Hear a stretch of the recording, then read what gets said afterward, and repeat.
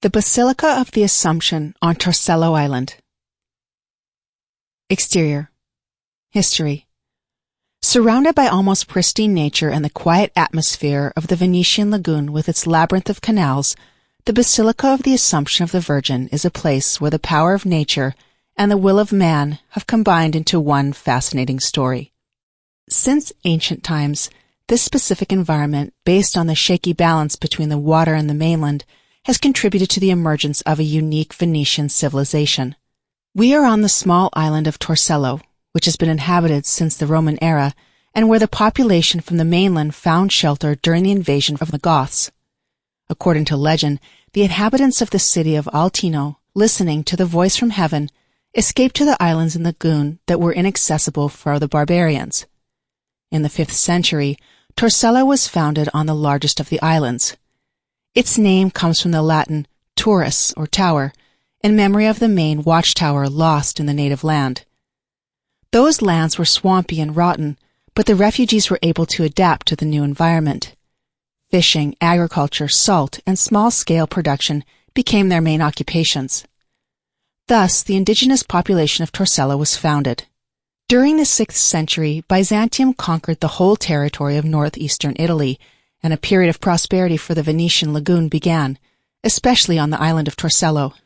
Magister Militum, representing the emperor and later the podesta, guaranteed political stability. Trade on the sea and local crafts were flourishing. The island became the episcopal see and the spiritual center of the lagoon. Nevertheless, difficult living conditions along with gradual environmental degradation, swamps had become more stinking and feverish, led to the economic and demographic decline of these lands that became deserted during the 15th century. Nowadays, Torcello is practically uninhabited. Not more than 20 people live there, far from modern life. However, they jealously safekeep their traditions that showcase the Byzantine presence in Italy. We arrive by ferry from nearby Burano. The target of our trip is not just a single location, but a whole era. The Basilica of the Assumption of the Virgin was built in 639 by order of Ravenna Exarch Isaac. The Episcopal Cathedral in Altino needed a new throne because Bishop Paul, who escaped from the invasion of the Longobards, moved to Torcello and took with him treasures and relics of the diocese. The new church was called the Cathedral of St. Mary, the Mother of God. Information about the customer as well as about the consecration organized by Bishop Moro is confirmed by one relatively authentic inscription discovered in 1895 in the presbytery. In 864 through 867, the building was extended, and in 1008 through 1047, partially rebuilt at the behest of Bishop Orso Orseolo, son of Doge Pietro. Perhaps it was then that the temple was dedicated to the Assumption of the Virgin. However, the first documented mention of the new consecration dates back only to the end of the 16th century. It is not always possible to determine to which of the two stages of reconstruction a particular element relates. Baptistry. We are now in a place where there used to be a square and where things were buzzing on the island.